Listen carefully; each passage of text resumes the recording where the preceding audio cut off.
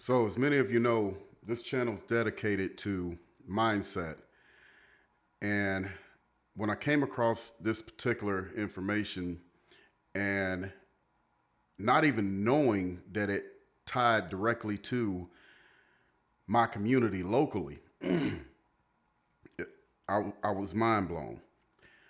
So, what you're about to hear, and I'm gonna have to break this up into parts so that these videos don't get extremely long. I'm thinking maybe 4 parts, maybe even 2. But what you're about to hear is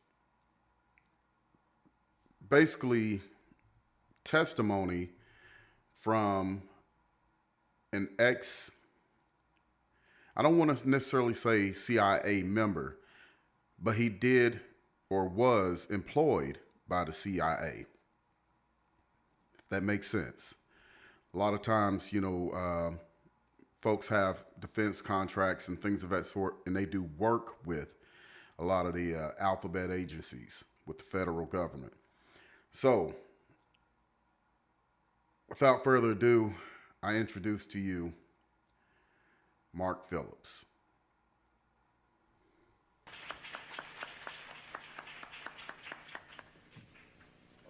First of all, I want to thank each and every one of you for being here, for all of us, because we are here for you.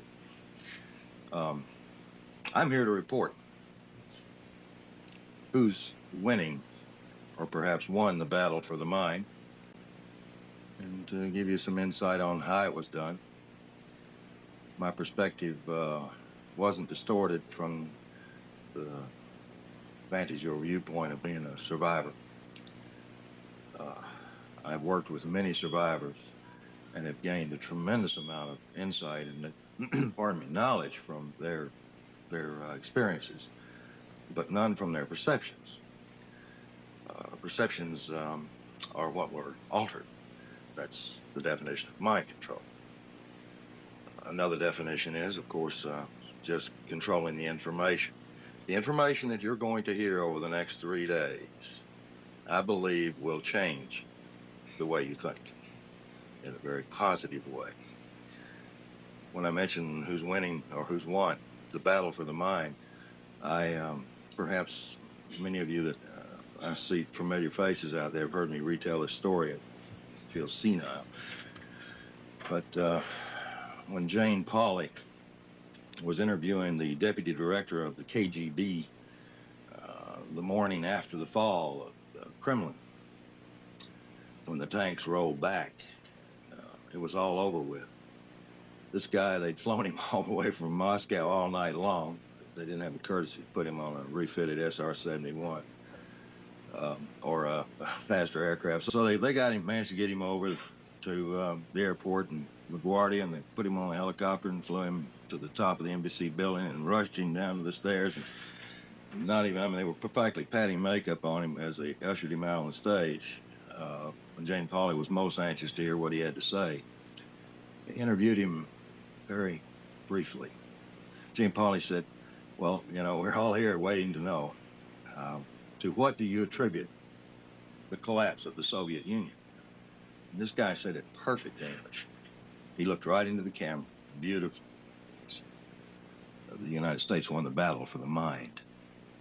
She said, no, that's not why we flew you all the way over here. Let's talk about the economic situation in the Soviet Union. He said, well, the economic situation in the Soviet Union is part of the reason the United States won the battle for the mind. But he said, that's really all I have to say. That file tape we've got, it's extraordinarily difficult to get your hands on a copy of it because all that stuff was immediately squashed. But the message was extraordinarily clear. And this was only a few years after I had a meeting with the Defense Department in China. I had a joint venture with them, which we'll get into all this during the next few days. But my background is rather sordid and perhaps colorful to some, not to me. To me, it's a conglomeration of mistakes that turned out well. But I recently was telling someone the story I started to tell you just then about the fact that we had sat there and watched this guy talk about this, and just 3 years previous, I found one of the main reasons that the United States had won the battle for the mind. And that was Kathy O'Brien. I was alerted to the fact that she was a slave, a very high-level slave, and that she was the slave, or she was being handled by a fellow that I was doing some business with. And that's really how I became involved with her case. But after pulling her out, I was so naive, I thought there were lots of folks that could have helped her out. I didn't realize the technology for putting these people back together was probably as top secret as the fact that the battle for the mind was even being waged. Well, over a period of time, I was spoon-fed a treatment modality, as they call it in the biz, which amounted to nothing more than what I had learned some 2 decades previous, working on a contract with NASA. It dealt with areas of behavioral modification and mind control, certainly not trauma-based. I worked in the areas of implants and that sort of thing.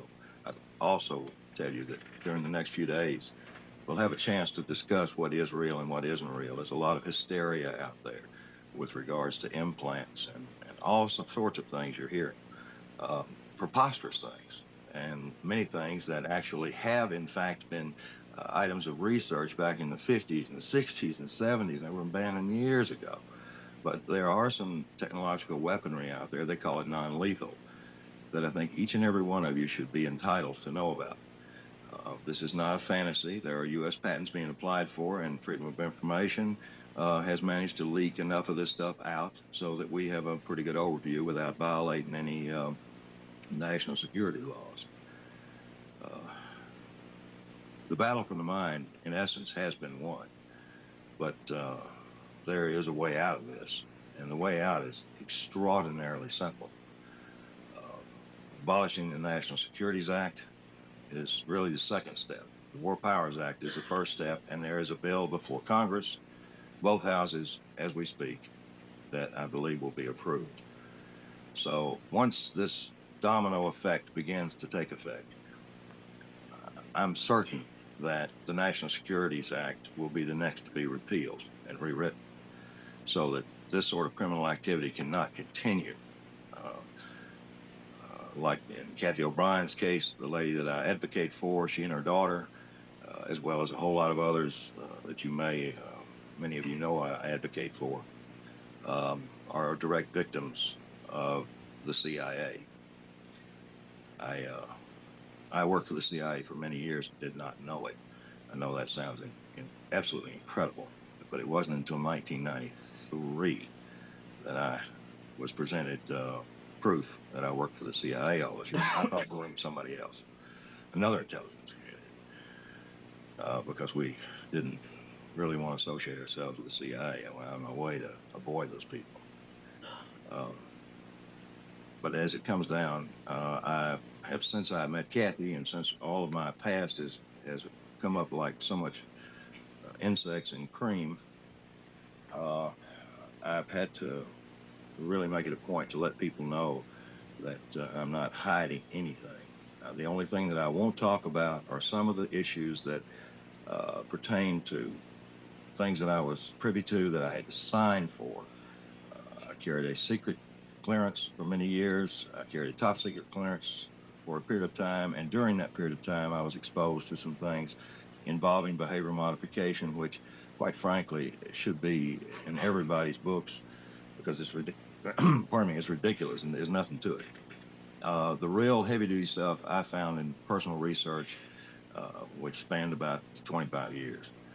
And although my research was not in the area of trauma-based mind control, it was in an area of neurolinguistics, the language of the subconscious. I'm going to put a label on that one. But over the next few days, we hope to impart enough information so that each and every one of you can walk away from here with something of extraordinary importance to your individual situation. Again, I want to thank you with everything I am for having this opportunity. And one of the gentlemen that I'm here to hear speak, of course, Walter Ballard has been a good friend of mine for a while, and many other people involved in this venture I've known for quite some time. I've had the luxury of having a lot of telephone conversations and personal visits with. But Dr. Shefflin, to my left, is someone that I've been wanting to listen to since I listened to a fifth-generation copy of a tape of yours and read pieces of your International Law Journal you wrote in 1982. So I'm not going to introduce you. That's your job. But I want to thank you all very, very much one more time, and we'll be getting into some really heavy stuff. I will answer absolutely any question that I possibly can for you, and if I need help, I'll call on my trusty assistant. So we're going to stop the video right there. Not because I want to clickbait or, bait you to watch part 2. We're going to give you all the information, but it's a lot to take in, and I want to dissect everything that's being said here. You have a man who was working with NASA and other federal agencies for the purpose of mind control. And his expertise is neurolinguistics, meaning hypnosis. It also, he was privy to information surrounding implants, things like Neuralink. If you forward to today, who do we have launching, launching spacecraft into outer space, working alongside NASA and some of the other, alphabet agencies, and just so happens to have an implant called Neuralink. And this is all allegedly, right? Pay attention, folks. What you're seeing or what you're witnessing is literally modern day Illuminati. You're seeing good versus evil, and they don't see it as evil, but what you're seeing is good versus evil and God versus science. That's what this is all about. The scientists believe they can erase the creation theory out the picture, basically erasing God out the picture. If you can break it down to logic and science, right? Then if you can, say the Big Bang Theory, if you can explain how we all got here scientifically, then there's no purpose for God. Pay attention. These are all rituals. We're going to get real deep on a lot of this stuff. But if you haven't already, hit that like button, subscribe so that you don't miss the next video. And again, folks, mind control is real. It's subtle, but it's real. Remember, as a man thinketh, so is he. It's a mindset.